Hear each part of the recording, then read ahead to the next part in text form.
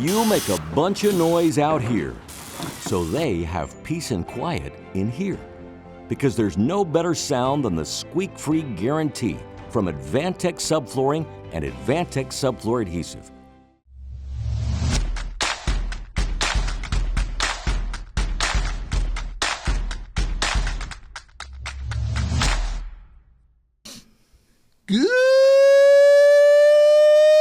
Good morning, UnBuild It podcast. Or good day if you're listening to this at some point, not in the morning. Yeah, but it's morning here. Okay, fair. You calling the pigs home or something? I wasn't sure. No, that's my Robin Williams. This is my tribute Oh, to Robin okay. Williams. I like Was that Robin character Williams. based on a real person? I don't know. I wonder if you're actually doing a tribute to someone doing a tribute. To doing someone. Is that tribute squared? It's a second level tribute. Ooh. You like that, don't you? It's like most of the marketing schemes you get involved with. There are multiple levels. There are multiple pyramids. They get involved. It's not a pyramid Just so haven't much as gotten it is a caught. triangle where there are people above other people. Yeah, there you go. I have to write stuff down because I don't remember what you're talking about now. There you go. So, like I said, good morning, UnBuild It podcast. Steve Basic here with these two jamokes, Jake Bruton, Hello. Peter Yost. Howdy. I know they like What's to. a jamoke? I don't know. I It's don't even I don't know know, if I've but I ever think heard if you're that term. called a jamoke, it's not good. No, it sounds like a okay. term of endearment to me, but Well, it's like my buddies, but I don't want to. It's like saying you're my buddies, but you're not really my. Like I don't want to admit to it. So you're a jamoke. so the friends you're a little embarrassed of and for. Yeah, just not. It's like yes, That reads. they're my friends, but yeah, I'm not gonna proudly say it. So you're a jamoke, Okay. Okay. all right? So take it for what it's worth. Anyways, so me and the two jamokes, we got a good one for you today because this is going to give you a little insight. Not quite a bio, but it's not something that is like hard pressed. Like let's talk about foundations or the building science of wall assemblies. We're actually going to take you back into our lives. It could be a day, it could be 10 or 20 years ago, but we're going to pose the question of, let's talk about, it can either be a positive moment in our career or a negative moment, but something that lies on that outer edge that we remember very vividly or we care about or hold. Can we call it In significant moments? Significant moments, Okay. yeah. But we can either hold them in disdain or hold them in high regard. It's up to you. So, Is there any limit to how personal we get, or is this? well, it's limited to how much you want to reveal. Yeah. Good. Okay. So, Really? Can we agree no stories about chafing? Peter? in the parsonage, I'm just thinking ahead here. You know, as soon as I asked for boundaries, I thought Why did I do Jake is gonna go boundaryless. so when I was 17 in a parsonage, that? You still get money from the Catholic Church? no, ouch, Holy that's a bad smokes. joke. That's a very bad That's joke. your joke. I know, but I don't say it in public. I'd like to pre-apologize for what's about to happen on this podcast. Oh, man. The Okay. answer's no. The answer's no. All paid up. All right. So go ahead, Peter. Before, just say something, Okay. please. All right. Just shut up and Steve say thinks something. we're in a hole. So I think I'd been married maybe just over a year, and I was a full-time, builder and Oh, we're carpenter going with my way brothers. back. Yeah, it's pretty far back. It's before they had. You talk about combustion-driven, nailers. This is like almost before we had hammers. So we were using Just a bunch of to drive. rocks. Okay. Wooden Anyway, mallets. I was at work and I was having a lot of difficulty with my left leg, and I actually had to prop it up on the stool to do trim work. And the carpenter I was working with, a really good friend of mine, Hold on. All I can see is like Peter standing there and he's got his leg like up on the fourth rung of the ladder, like he's Jane Fonda in the middle of a workout. And It his it was belly's that up. bizarre looking. Anyway, this guy who Yet the people that worked with him probably didn't raise an eyebrow. Oh, they just said that's Yeah, Peter. that's Peter. They're like, oh, that's Peter. Sorry. doesn't everybody do trim like this? Anyway, I was in a lot of pain, and this guy who never went to the doctor, he said, Peter, you really have somebody look at that. So anyway, it finally got painful enough and swollen enough that I went to the doctor, who was a client of ours. So walked into his room, his waiting room, and he goes, head right back.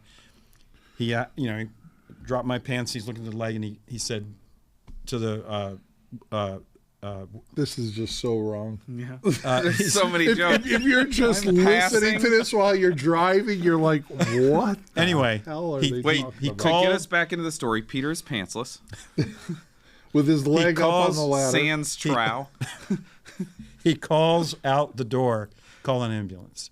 And, that was pretty sobering to me. Anyway, turns out I had a blood clot in my leg, and it was career ending. I tried for 6 months to continue to wear a belt, but I had a deep venal thrombosis that meant that valves were blocked in my leg, and I would work all day, and then I'd have to come home, put my leg up on the couch to get enough blood out to go back to work the next day. My wife was in school full time, and all of a sudden I'm like, I can't be a builder anymore. That's the way it's going to work. So you could say, well, that's a pretty significant moment, but that's the whole reason I'm sitting here today, because I'd probably still be a builder if it hadn't been for knocking me off the job site, got me back into graduate school to then end up working at the NAHB Research Center. So if you had asked me, 3 months into all of this, I was depressed, I was scared, wasn't able to support, the family we wanted to develop. And I went from there to a whole new way of doing things and being paid to learn about all the stuff that I never had time to learn when I was a carpenter. So it's, Steve, we were talking about how sometimes the worst moments turn into some of the best moments. That's kind of where it was based. But all the fun you were just making of me is fully deserved, because I wasn't filtering this stuff in my head before I said them, and I know it led to all these images in your head. I'm about still what was trying going to on. rid like you with a leg up on the ladder, putting in trim. I'm picturing it on a miter saw stand, like he's trying to do Like it's like a gymnastics. ballet bar, Exactly. He's trying to practice his ballet on the. So it's really funny that you took the, this is the worst moment turned into the best moment approach, because both of the things that I've written down are exactly that. Huh. Like, I had no idea. You did ballet while you were doing trim.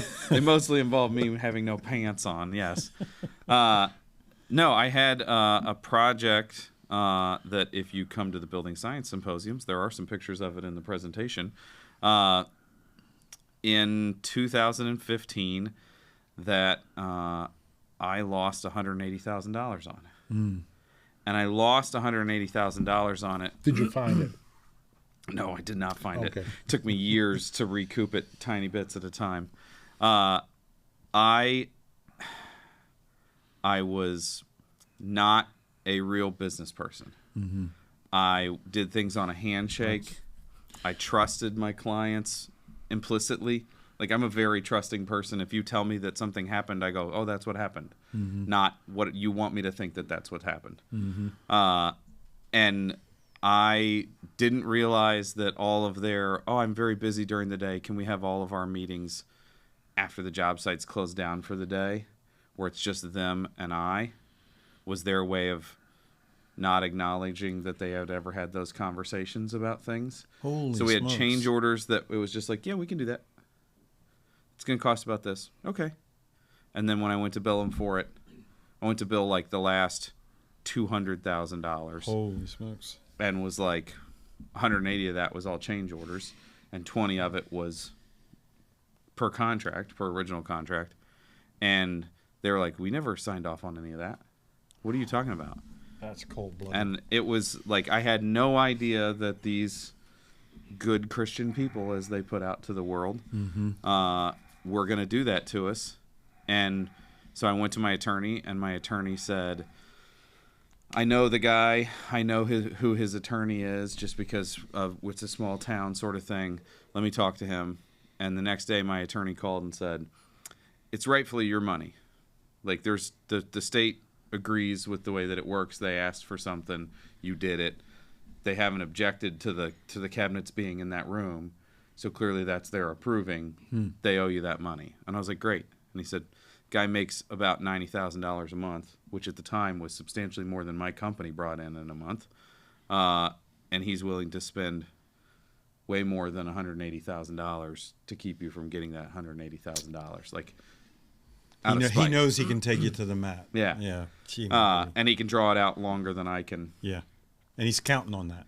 So the two follow-ups after that were a few weeks later, we were buying a Christmas tree at a very nice ride the wagon into the woods and get a Christmas tree. And the guy was there and accosted my family and started yelling at everyone. And like, I tied a Christmas tree onto the car and then got into the car, and all 4 of the other people in my family are inside the car crying because this guy's screaming and yelling. Holy smokes. Very white trash moment in my life. I would have told the kids to buckle up, and I would have T-boned the hell out of his car. That's just me. And then the way that we stayed in business is I had long-term relationships with everybody that we owed money to. So I paid my guys and then went to the lumberyard, that was quite a bit of it actually, and said, I can't pay this. I'm going to go out of business unless you can help me in some way. And the guy who owned the lumberyard said, how long is it going to take you to pay it off? Like, what if you're going to make payments, what can you afford a month? Yeah. And I basically said, I can come up with $4,000 a month. Like, I was covering my bills, but not doing anything extra with that money. I was like, I can pay you $4,000 a month. And he said, okay, I'm going to take it off of my books. You're going to take it off of your books. Just zero it out. It's a personal loan. It's between you and I. No one needs to know about it. Sign this like one handwritten piece of paper saying that you're going to pay 2% interest on it. Was this the owner of the business? The owner of the yard. Wow. And I made payments for 3 or 4 years, 4 years or something like that on it. And it was brutal. Like, it changed our outlook as a company financially. It changed our ability as a company financially. It changed our personal household. Like, we were going to build a house and we didn't. Where's the bright side in all this, Jake? The bright side is it taught me how to be a business person, and I've not had it happen again. And we went to contracts. We went to doing things like a real business. I say that a lot, like a real business, because our industry is notorious for, I own a truck, I have a hammer, I can contract and make contact. I can build things for people. You didn't get into building to build a business. You got into building because you like to build things. Yeah, and it completely changed the way that my business operated. We're more profitable now than we ever have been in the history of the company. This is our 40th year in business. I don't think that I don't see a future in which the company's existence is in jeopardy. And if you would have asked me that in 2015, I would have been like, yeah, we could go out of business next year. Yeah. I have no idea where the money's coming from, whether or not we're going to be able to pay our bills, all this stuff. And now, because of that hardship and my like, oh crap, I run a business, I have to figure out how to be a business person and not a carpenter. That caused us to get to a point where we can supply trucks and cell phones and computers and 401ks to our employees and a real working livelihood. And so, like, while it really sucked for a couple years and it really challenged my wife's faith in my ability to support our family, rightfully so, it's been like the best learning experience I possibly could have had. Now, I would have liked to learn all those lessons without $180,000 being attached to it, but it is what it is. I'm a little disappointed in the story because there's nothing where you drop your pants, but other than that, not even to try to pay my debts. It's unbelievable. Okay, Steve, you got people. They don't believe me. Significant basic moment. Mine's an extremely happy, proud moment. And I have a couple of them, and one of them is somewhat of a continuous moment. So it'll probably never end. So as an architect working from home, my office was in the house.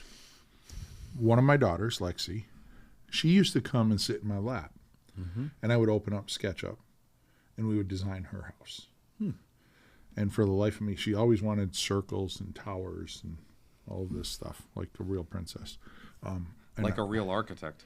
And well, I could never No resolve offense. the idea of like all of these towers, but just the idea. It was like it was fun designing, certainly for real people, but just like getting out of that and having a moment with my daughter where she would sit in my lap and she got involved in what I did in just kind of a different world, right? It was La La Land, make believe, where we would do that. And then fortunately she went to architecture school and graduated. So that was kind of the continuation of that proud moment. And now, you know, I get to sit 5-10 feet away from her in the office and we get to do this stuff for real together. Yeah. And, you know, That's and pretty cool. she says, you know, I want to be like you, Dad. And I'm like, you're going to be a lot better than me, kid. You know, and it's just really, it was a really great, when I look back at it, like how cool of a dad moment is that, right? That I can sit there and kind of trace through my career, her kind of watching me, interacting with me, but then trying to become me. I think what's cool about that from one sense is that one of your most significant moments involved a modeling tool. There you go. Well, so To break the fourth wall, we just recorded last week's podcast or 2 weeks ago's podcast on modeling and how we all kind of hate it. but in addition to that, Steve-Os, my son. Oh, is this your negative? No, this is another. Or Steve-Os. No. Sorry, buddy. This is good. In kind of another light, his teacher, it was career day, and he was really proud. He's like, Dad, it's career day. Can you come in and do architect? And so yes, and I mean we're probably talking like second grade or something. It was, but he was all excited about it, and I went to the school and I brought my laptop and we were able to connect. And I thought it would be really cool if we went around the class and we designed a classroom, designed house. Oh, cool. What a great idea. Yeah, but the stuff they came up with, like, oh, I want a helicopter. Oh, I want a submarine. So, like, this house was near the water. We had a dock for the submarine. We had a place for the helicopter to land. But they were so engaged. And it was like, this is, like, just so cool. We got this architect, but they got to play architect. I was just simply moving a bunch of lines around. And so that was the second part. And I actually have a third part. My oldest daughter. Wait, that's really interesting that it was second grade too, because there's somewhere, and I always think of it as being around puberty, where creativity kind of stops in little kids. Like they quit with play. Well, I think they start become being self-aware conscious of other people's and opinions. it's like, I of can't them. think about this. And all of a sudden, I don't want to go, oh, and a submarine and raise my hand. Yeah. It's, I want to sit in the back and have nobody look They at were me. so cool. And I know That's great. somewhere I still have that sketch. I couldn't go home and put my hand kidding. on it, but I know I have it somewhere where I could pull it up, and Lexi's house. You know, that would be really cool to put on your website. I'd have to find it. And my guess is it's probably on like a floppy disk or something that I would have to You have retrieve. to excavate it. But, you know, in sitting here thinking about it, I just had a third moment where my oldest daughter. He's being a diplomat now. He's going to talk about No. This is because this is something a little different. And I don't know. I don't know the circumstances. She just stayed with us, her and her family, and my grandson for like a month in August, and then they went back home. They came up and hung out with us for a while, and she stayed in the room where it's my studio where I shoot my Build Show videos, and it just so happens that the other day I was up there shooting some videos, and I opened up the drawer, and there was a book, like one of these like construction paper stapled books that a second or third grader would make. And so I opened it, and it was hers, Nicole, my oldest daughter, and she was writing all about, well, my dad is an architect, spelled architect wrong, and he does really cool stuff. He designs buildings and houses for people who need them, and it was like 5 pages of a young kid talking about their dad, and it was like, it was just so cool to read that. Now, I don't know if she found that somewhere in the room and then planted it in the drawer, because honestly, I don't remember it being in that drawer before. And so I have to talk to her about that. And I've been meaning to, but I didn't. But anyways, all three of my kids, and I think part of it is, I jokingly would say that this is going to date me, but, I lived the life of Tom Brady, not Tom Brady, the football player. Or it's not Tom. What's the guy from the Brady Bunch? What was his first name? Do you know? I never watched the Brady Bunch. Sorry. All right. I forget Three runs when it came to Yeah, my I time. forget what it was. It'll be Pete's resource. But basically, he was the Brady Bunch. He was an architect. He had a home studio. The kids would come in and they would chat while he was sitting at his drafting desk and stuff. But my life is basically his, right? I have a home office, so it's not like Dad went to work somewhere out of the office. It's Dad went into that room. That's his office. And they know like not to go into my office and take stuff off of my desk. That was one of our rules. But for them to sit at my desk was like, oh, I get to sit like in the throne. Like, hey, that's, Dad's seat. Nobody sits there. And it's like, it's a privilege, but it is, I don't mind that they do, but I'm just saying how they would view it. But having that, having a life where my kids intertwined with my work, where I didn't leave the office, is probably like the most significant part about what I do. I mean, I love what I do. I'm very It reads passionate with your about family it. too. You guys are super close. Yeah.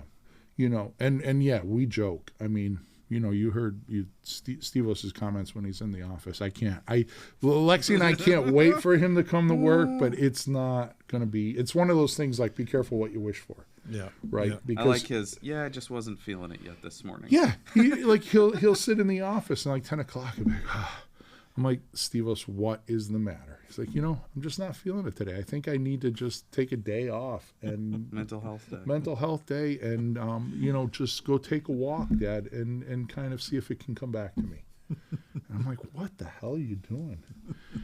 It's his generation's version of a smoke break, though. Yeah. Right? But It's kind of interesting that all three of our stories, significant moments, involve the relationship between our work and our families. And that's probably why, the strength of this podcast is because we're not just professionals together. We know each other's families. We, understand how important that is as part of our work. yeah, so it's, that like I couldn't ask for a cooler life than to have those three, be a part of it like they were. And even though Nicole didn't become an architect, but to just see that and have the memory of her talking about me in the second or third grade, very cool. All right, I got another one for you. Go ahead. Somewhere around 2012, 2013, we were finishing a bathroom remodel for a client, for clients, Karen and Dave. And it was in a condo. And she said, hey, we bought a piece of property. Would you be interested in building us a passive house? And I just said yes, of course. And I went home and started researching passive house because I didn't know what it was for sure. I knew that it was a thing, but I didn't know what it was. And Steve was doing a video series on the Falmouth passive house with Fine Home Building. And I watched like 2 videos. I think there was only 2 published at that point. One on foundation and one on framing, maybe. And I was like, I've never heard an architect talk about stuff like they understood how we're putting it together. No offense to architects. You do a different job than we do. And I thought, oh, we should just work with this guy. And I called him, and he answered the phone. You're at that point, you're a one-person office, too. And he said, yeah, that sounds great. I have one going out on the vineyard. You should just come see it. Bring your clients. And I thought, oh, yeah, that's a thing that we do is we just take freaking clients to Martha's Vineyard. And so I said it to the client, and she said, yeah, I don't know if Dave can get off work, but I'll go. And I was like, okay. And so we went to Martha's Vineyard and to Falmouth. And Wow, I didn't know that. we went, and this was late 13 probably. And we were riding the ferry from Falmouth out to the vineyard, and she got up to take a phone call, and you unrolled a set of plans on the table, and he had 1-to-1 scale drawings of sill plate details and how beads of sealant go in certain places and all this stuff. And I thought, boy, I think I might want to work with this person. Like, I was relatively serious before, but I was like, this is going to be the easiest thing we've ever built. If there's nothing left to figure out when we get the plans, or very little. And that conversation on that ferry led me to going to the builder show the next year, because you encouraged me to go to the builder show, and you and I becoming friends, and now we're on a decade of being friends with each other. So that led me to meeting you. It led me to meeting folks at... Yeah, because I remember when you met him, it's like, hey, why don't we go? We'll walk the floor with Peter and Mike Gerton. And you were kind of giddy about, like, I get to walk with Peter and Mike Gerton? It's like, this is really cool. But it took me from, like, just trying to be a really good carpenter to trying to build a very energy efficient and comfortable home. Like, there was a huge disconnect between, like, man, I'm really good at installing crown molding, and I know which insulation to use at that point in my career. And we made an almost immediate shift. And it took, I mean, you and I worked on a couple sets of plans for a couple clients. That client didn't end up building a house. Another one that we worked through didn't end up building a house with us. Yep. Like, we went through the design process a couple times before we found somebody to work with. And it was like years later, maybe 5 years later even. And so that led me to darn near everything that we focus on today, is the chance meeting and the starting to understand what I didn't understand, and then me trying to figure all that out on my own. So you can see how that's a positive and a negative. Well, so let's continue that positive, because there is a positive moment in my career that would be an extension of that. So we're working on the Hilltop house, and we were talking about the rear deck, the cantilever deck. And I come up with the sketch and send it to Jake and say, run this by the engineer, and we'll figure out what we need to change. And it was like, I just remember, like, when I thought about it, I'm like, wow, this is so cool. It's like, too bad we can't build this. I know we're going to have to, like, make some kind of change, the structural engineer. And then, I get the call from Jake, and he says, yeah, structural engineer says, yeah, he'll put some sizes to stuff, but he can make that work. Like, I went around for days, like, yes, yes, because I just knew, like, it is going to be really cool. And that's going to be a talking point that I can talk about, because it was like high building science, really cool aesthetics, and some cool engineering. And to get a structural engineer to say, that's fine, that doesn't happen. Yeah, like it was pretty seamless. Yeah. And it was like, yes, that is cool. This is sort of a cumulative moment for me, but, I got an undergraduate degree in agronomy, which is basically the study of dirt. And I thought, when the hell am I ever going to use that? Dirt dork. Building industry. I taught high school for 4 years, and I thought, when the hell am I ever going to do anything related to building? And the last thing, when I got my master's degree, I was fortunate enough to do it on a construction related topic.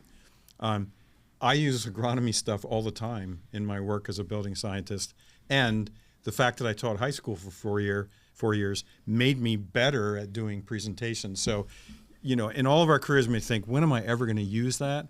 I don't think I've not used anything that I've accumulated over the years that I've learned.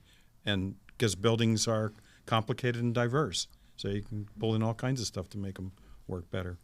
I will tell you, so it was kind of a scary moment that you just made me think of. The first time I gave a presentation, I didn't know I was giving a presentation. Oh no, I didn't. I've not heard the story. Oh wait, I think I have heard this story. We were this somewhere. Is a Joe story. Yeah, we were somewhere down south. Joe's giving a presentation of like 200 people. I'm sitting in the back of the room, and like 3/4 of the way, he's showing something. He's like, Steve's here in the room. He knows a lot more about this than I do. He worked on this. Steve, why don't you come up and just talk about these few slides? Like.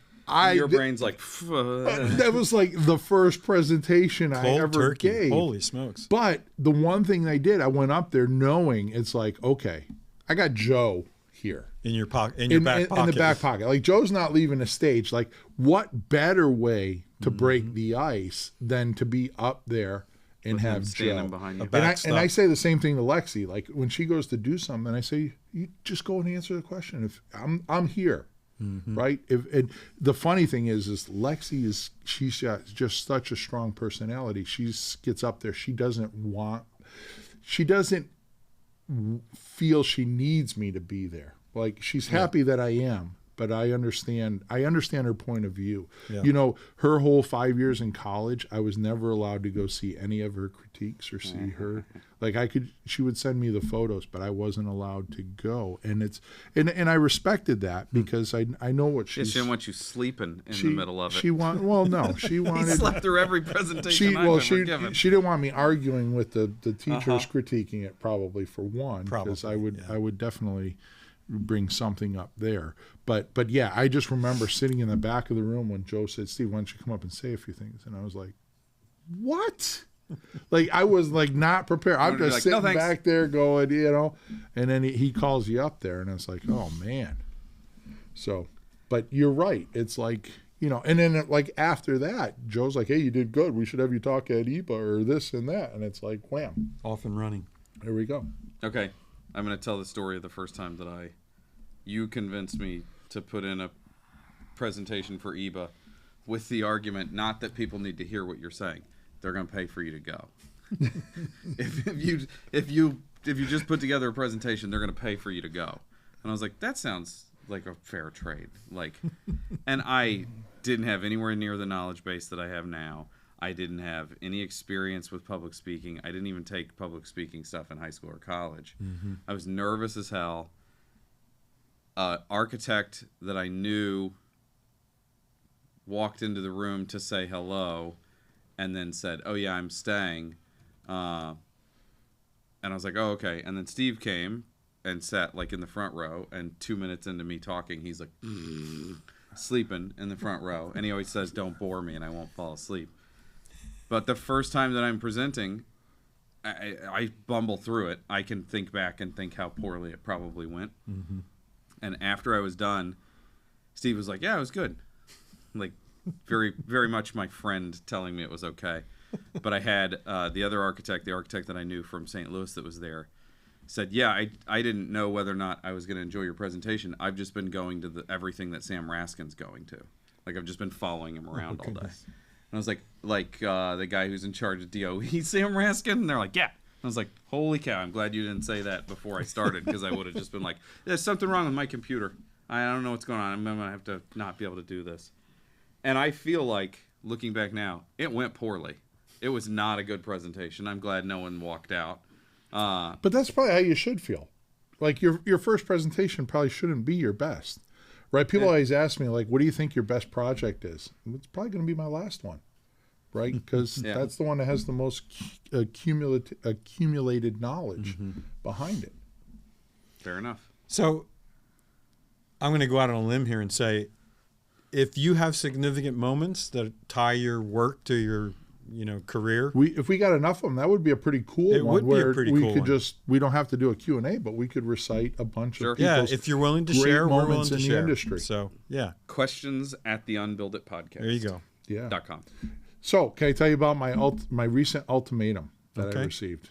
Right. So I love sweets, and my wife said, enough. She gave me an ultimatum on sweets, like, you got to quit, end it. And you might think that, like, the decision would have been, really hard to make, because I just absolutely love sweets. But actually, it was a piece of cake. Nice. On that note, we're the UnBuild It podcast. Don't forget to leave us a 5-star review, tell a friend, subscribe on whatever platform, and don't forget that we're on the UnBuild It, the BuildShowNetwork.com now. We're one of the regular contributors there as a group now. Till next time, thanks for watching. See y'all. So long.